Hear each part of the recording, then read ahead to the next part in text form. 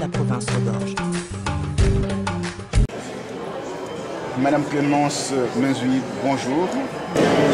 Bonjour Monsieur Bongo, et vous savez que le nom Bongo parle à notre cœur et à notre histoire. Oui, alors on va parler de l'histoire du Gabon et vous êtes ici en France, bienvenue, vous êtes porte-parole de Monsieur Ali Ondiba Bongo. C'est plutôt Monsieur Ali Bongo Ondiba. Alors d'accord, il faut prendre ça à l'endroit alors. Très bien, alors vous êtes en France pour essayer de porter une voix par rapport à ce que le Gabon réalise dans le monde. Beaucoup de gens ignorent que le Gabon fait un travail extraordinaire concernant l'écosystème, le développement durable. Alors, vous êtes ici au nom du président de la République, porter un élément essentiel à Evian. Qu'est-ce que vous allez faire à Evian?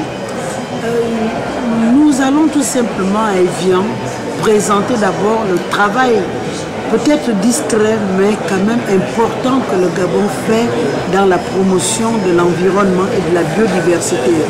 Le Gabon, mon pays, est ce petit pays qui a consacré 11% de son territoire à la préservation de la biodiversité en créant 13 parcs nationaux, ce qui représente 9 millions d'hectares sous aménagement durable.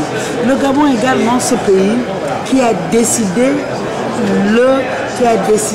de ne plus exporter de grumes. Nous avons, le président Ali Bongo Ondiba a interdit l'exportation de grumes. Et ce faisant, nous avons décidé de transformer la totalité de notre bois sur place.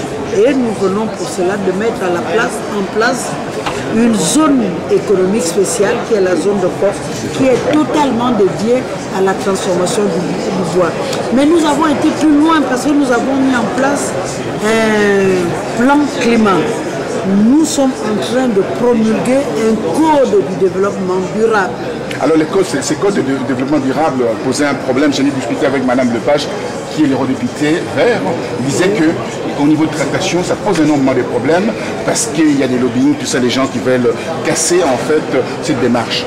Oui, ça pose un problème surtout parce que ce code va nous permettre de pouvoir demander une compensation au niveau de la taxe carbone, parce que tout simplement nous estimons qu'aujourd'hui nous sommes devenus une banque du dioxyde du carbone. Nous stockons le dioxyde de carbone, nous participons à l'effort mondial pour la préservation des écosystèmes. Mais en contrepartie, nous demandons aux pays du Nord de nous aider à préserver notre environnement, à préserver notre biodiversité. Mais pour que nous soyons plus performants dans nos demandes, nous devons mettre en place un code climat pour que la question des changements climatiques soit au centre des débats et également le code du développement durable. Mais ça ne devrait pas poser de problème si les pays du Nord acceptent de jouer le jeu de la solidarité que nous jouons déjà. Alors, mais on dit toujours que la charité bien ordonnée commence par soi-même. Le Gabon est occupé au moins à 85% de forêt. Alors, pourquoi n'allez pas commencer une démarche d'abord interne, pour montrer en fait la profession de votre travail et les Occidentaux, le Nord suivront peut-être derrière. Non, mais nous le faisons déjà avec nos voisins du bassin du Congo. Nous avons montré, le Gabon a porté la voix de l'Afrique à Copenhague. Le Gabon a porté la voix de l'Afrique au Royaume-Uni. Nous avons dit un certain nombre de choses. Nous avons montré avec le Congo, la Guinée équatoriale, la République démocratique du Congo, nous avons montré au monde ce que nous faisons. Nous disons que nous sommes le deuxième bassin forestier humide du monde. Nous disons que nous avons pris des lois, nous avons pris des réformes, nous prenons des actions pour protéger ce massif, mais nous disons également que nous avons besoin que les autres qui profitent le plus du travail que nous faisons viennent nous aider. Et puis comment vous allez procéder avec les 4 pays que vous avez cités, les 3 pays d'ailleurs, le Congo démocratique du Congo, le Congo-Brazzaville, le Gabon, le Cameroun, pour pouvoir travailler en synergie. Et si vous faites un travail formidable que les autres ne font pas, vous ne trouvez pas qu'il y aura un problème au niveau de la gestion même de ces bassins de Congo? Je crois qu'il est important de dire aujourd'hui que tous les pays qui font partie du bassin du Congo ont parfaitement compris l'intérêt qu'il y a à préserver l'environnement et la biodiversité. Et que de manière commune ou de manière individuelle, chaque pays travaille sur ce sujet. De plus en plus, nous organisons ou au Congo, ou au Gabon, ou en Guinée équatoriale, des réunions, des forums dans ce domaine-là. Et aujourd'hui, nous sommes même nous allons au-delà parce que nous parlons de l'impératif de créer des zones de prospérité pour valoriser ce qu'il y a à valoriser, pour qu'ensemble nous sachions ce que nous pouvons faire, parce qu'il ne faut pas oublier que les populations de ces pays-là ont encore besoin aujourd'hui de la forêt pour se loger, pour se nourrir, pour s'habiller. Alors, la forêt pour se loger, pour se nourrir, surtout pour se nourrir. Alors, le bois des chauffe, vous préservez de grumes, mais en RDC, il y a un souci. Il y a un souci. Comment on fait? Parce qu'au niveau du bois de chauffe est terriblement utilisé à outrance, et chez vous c'est préservé. Comment vous allez pouvoir ramener le Congo vers le Gabon? Non, en RDC, le problème c'est d'abord celui des conflits qui secouent ce grand pays frère depuis des années. Et c'est parce qu'il y a conflit que effectivement le gouvernement central a du mal à gérer un peu cet immense patrimoine. Ce que le Gabon fait, c'est d'abord que le Gabon participe à toutes les réunions pour amener, qui concourt à ramener la paix dans ce pays. Parce qu'une fois que la paix sera installée, il sera plus facile au gouvernement central de pouvoir gérer les forêts. Quel est votre rapport par rapport à cette participation pour la paix en RDC? Quel est votre rapport? Vous savez que de tout temps, le Gabon a toujours été au cœur de toutes les réunions, d'abord avec le défunt président Omar Bongo Ondimba, de toutes les réunions qui se sont tenues pour appeler à la paix. Nous avons réuni plusieurs fois au Gabon les différentes parties prenantes dans ce conflit, et aujourd'hui encore nous continuons à appeler à la paix, parce que sans la paix le Congo ne pourra pas émerger de nouveau. Or aujourd'hui au Gabon nous parlons de la nécessité de faire émerger nos pays, parce que c'est la seule voie vers le développement. Alors, dernièrement, j'ai fait une interview de monsieur Jean-Louis Le Sage. Il me semble que vous connaissez ce monsieur. Oui, monsieur Jean-Louis Le Sage fait partie des gens qui s'occupent un peu de la communication au Gabon.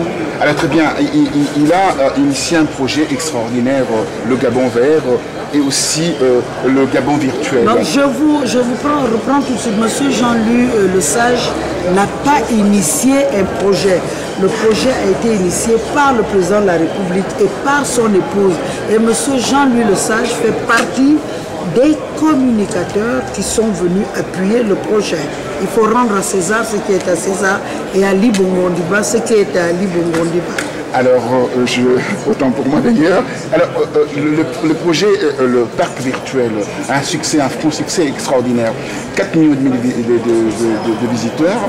Et quelle lumière portez-vous par rapport à ces projets fabuleux, extraordinaires pour un Africain? D'ailleurs, les Africains, pour préserver la nature, sont les derniers. Dites-moi, qu'est-ce qu'il fait, le souci de ce président? D'abord, le souci, parce que nous avons compris qu'il est de notre intérêt de préserver notre ressource naturelle durable. La seule ressource naturelle durable que nous avons, c'est bien la forêt. Au Gabon, vous savez que nous avons du pétrole, mais nous savons qu'à moyen ou à long terme, le pétrole va s'épuiser. Or, la forêt, elle est là. c'est la principale richesse que nous avons. Et nous avons donc intérêt à en faire une gestion rigoureuse et une gestion rationnelle. Et pour en revenir justement à cette opération virtuelle, nous voulions tout simplement montrer d'abord au monde les richesses du Gabon. Nous voulions également dire, nous voulions également dire que nous avons pris la mesure du trésor que nous avons autour de nous, que nous avons sous nos pieds, que nous avons au-dessus de nous, pour dire que désormais aujourd'hui, le Gabon compte d'abord sur son environnement. Et ça permet également de montrer que nous avons décidé véritablement de diversifier les sources de création de richesses dans notre pays. Alors, la relation que vous avez avec le vert européen, comme je parlais de Madame Lepage, quelle relation avez-vous pour vous donner un peu la matière, parce qu'ils ont un peu la matière, ils ont l'expertise. Quelle relation avez-vous avec eux? Nous entretenons les meilleures relations qui soient avec tous ces organismes-là qui parlent d'environnement et qui parlent de développement durable. Et si nous nous sommes rendus à Evian, à la 6e édition de la Global Conférence, c'est bien pour marquer l'intérêt que porte le président Ali Bongo Ondimba pour toutes ces questions qui concernent l'environnement et le développement durable. Alors, au niveau du développement durable, on voit qu'il y a une progression au Gabon et il y a un travail extraordinaire. On voit qu'il y a 13 parcs qui sont créés. Comment gérez-vous ces parcs? Et il y a des experts extérieurs qui viennent vous donner un coup de main. Comment ça se présente au niveau aussi de la préservation de cet écosystème? Il faut dire que nous avons déjà la chance d'être tous au Gabon très attachés à la terre. Nous avons également sur place des experts locaux. Mais bien sûr, M. Lee White, comme son nom ne l'indique pas, est gabonais. Lee White est gabonais, c'est peut-être le plus gabonais des Écossais ou le plus écossais des Gabonais. Mais c'est un Gabonais qui travaille énormément pour la préservation de notre écosystème. Nous avons M. Omer Ntougou et nous avons un certain nombre de personnes pour ça. Et depuis 2009, nous mettons... Donc vous avez créé un patrimoine intellectuel pour nous gérer. Exactement. Et ce patrimoine intellectuel était même là avant la création de nos parcs nationaux. Mais c'est vrai que 9 millions d'hectares de forêt, c'est compliqué à gérer. C'est compliqué à gérer. Et dernièrement, vous avez appris que nous avons été victimes de braconniers. J'allais en venir pour fâcher d'herbe. Donc c'est pour ça encore qu'il est important pour nous que nous soyons aidés par la communauté internationale. Parce que c'est un patrimoine qui appartient à l'univers tout entier. Et là, je veux dire que les défenses générées par la conservation de ce patrimoine doivent être prises en compte par l'ensemble de la communauté internationale. Les pachydermes sont en voie de disparition, d'extinction aussi également. On essaie de les préserver, mais quand ils sont en surnombre, ils détruisent la forêt. Comment faites-vous pour réguler tout cela? C'est vrai que aujourd'hui encore, les villageois posent le problème des pachydermes qui viennent de temps en temps saccager les récoltes de ces paysans. Et souvent, il y a un ministère des eaux et forêts qui est chargé également de réguler toutes ces questions. Mais vous savez comme moi que l'éléphant est une espèce entièrement protégée au Gabon. Ce sont des questions importantes, ce sont des questions complexes parce qu'il y a l'intérêt des villageois, mais il y a également l'intérêt de la communauté internationale. Alors, en parlant de la communauté internationale, vous êtes ici en France, à Paris, dans un somptueux hôtel, bien entendu, Confort de Lafayette. Dites-moi, vous serez à Evian, on respire de l'air frais. Et chez vous là-bas, est-ce qu'on respire toujours ça? Vous savez que nous sommes pour une économie propre et que nous faisons attention à réduire jour après jour les émissions de gaz à effet de serre. Voilà, et donc le Gabon est leader également dans ce domaine. Leader dans ce domaine. Alors pourquoi vous faites importer des véhicules qui sont des usagés en Europe, qui posent des problèmes bien entendu de la pollution? Comment c'est contradictoire? Non, depuis 2009, nous avons fait un gros effort en matière d'économie propre. Nous avons par exemple interdit l'importation des sachets qui ne sont pas biodégradables. C'est vrai, vous posez le problème des véhicules à gasoil et que nous importons des véhicules qui ne sont pas propres, que nous importons encore, mais nous ne sommes pas encore maîtres des techniques et des technologies nouvelles. Mais de plus en plus, nous regardons vers tout ce qui est technologie propre et économie verte. Alors dans vos valises, vous avez ramené un dossier, un projet initié par le président de la République, Ali Bongo. Dites-moi, dans vos mallettes, qu'est-ce qu'il y a vraiment comme ligne de conduite, la première ligne de conduite à proposer aux Occidentaux et bien sûr à faire adhérer tout le monde? D'abord, il faut que les Occidentaux comprennent que le développement durable est la voie qui doit être vraiment choisie par tous ceux qui aiment cette planète. Parce que la planète sera ce que nous en ferons. Et il faut que cette planète-là, elle ne nous appartient pas. Nous l'avons empruntée à nos parents et nous devons la rendre à nos enfants dans un état acceptable. Et le développement durable, c'est cela aussi, c'est-à-dire utiliser la planète en sachant que nous devons ensuite la transmettre à nos enfants. Je crois que le message du président Ali Bongo Ondimba, c'est de dire qu'en mai 2012, il y aura une grande réunion à Rio, 20 ans après 1992. L'Afrique est en marche pour Rio. L'Afrique fait des efforts en matière de conservation de l'environnement, en matière de développement durable. Mais l'Afrique, pardonnez-moi, l'Afrique a brillé par son absence à Copenhague et à Rio. Non, je ne crois pas. À Copenhague, l'Afrique a parlé, et notamment le président Ali Bongo a énormément parlé au nom de l'Afrique. Mais est-ce que tout le monde voulait jouer le jeu? L'Afrique joue le jeu. L'Afrique fait des efforts, d'autant plus que l'Afrique a introduit le problème du développement durable dans le grand problème de la lutte contre la pauvreté. Et pour Rio, je peux vous assurer que les pays africains sont prêts, mais les pays africains demandent quand même à l'Europe d'être, et au monde occidental, d'être également prêts, de respecter les engagements pris depuis Kyoto, de ratifier les accords de Kyoto par exemple. Ça, c'était notre... L'Afrique est prête.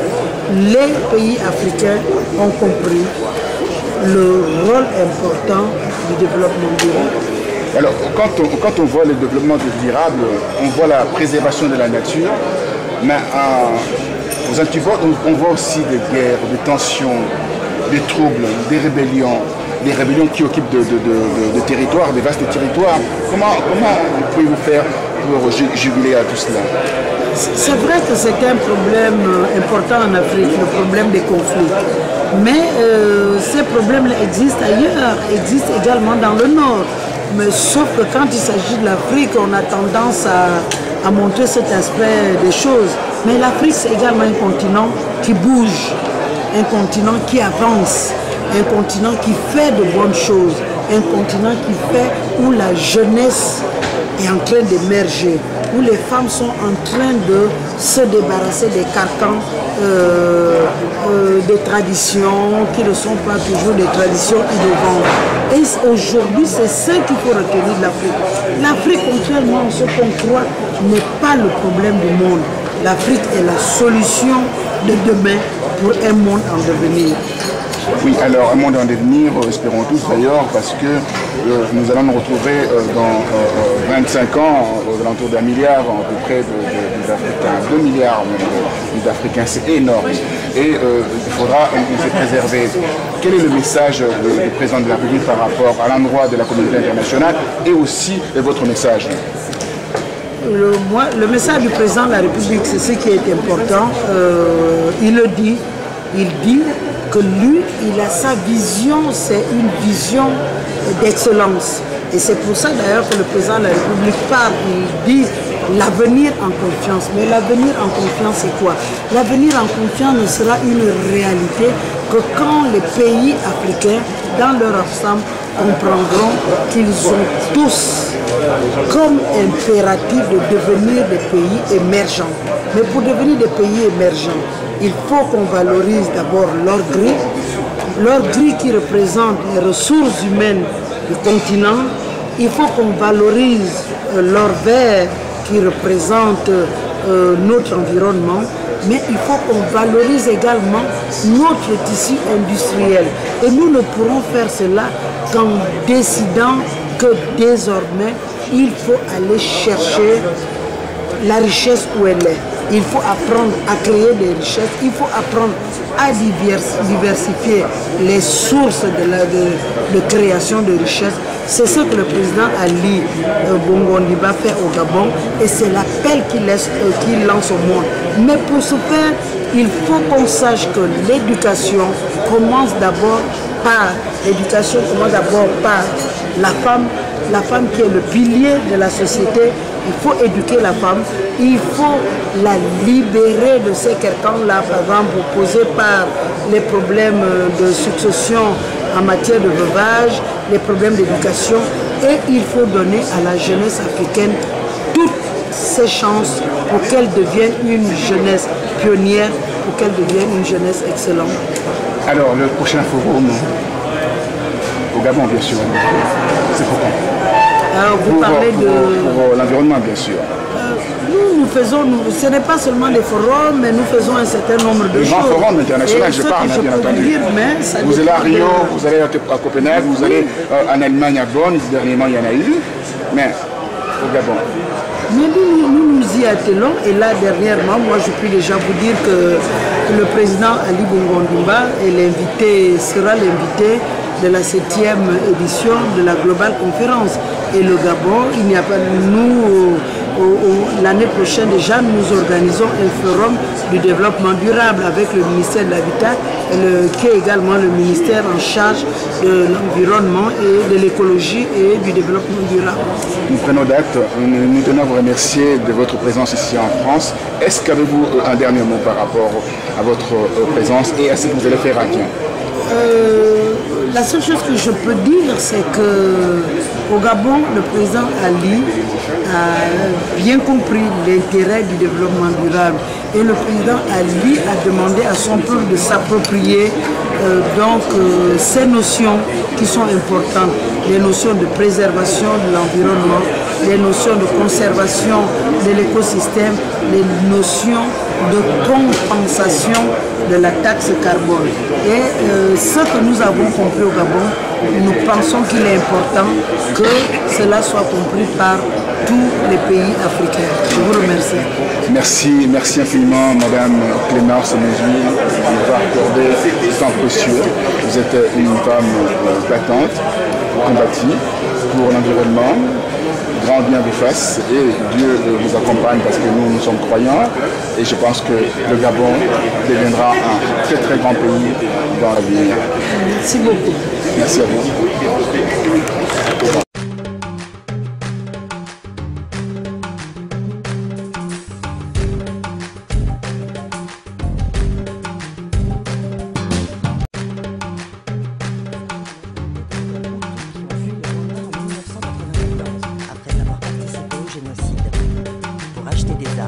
Ils s'approprient les matières premières, comme l'or et d'autres minerais, dont le sous-sol de la province regorge.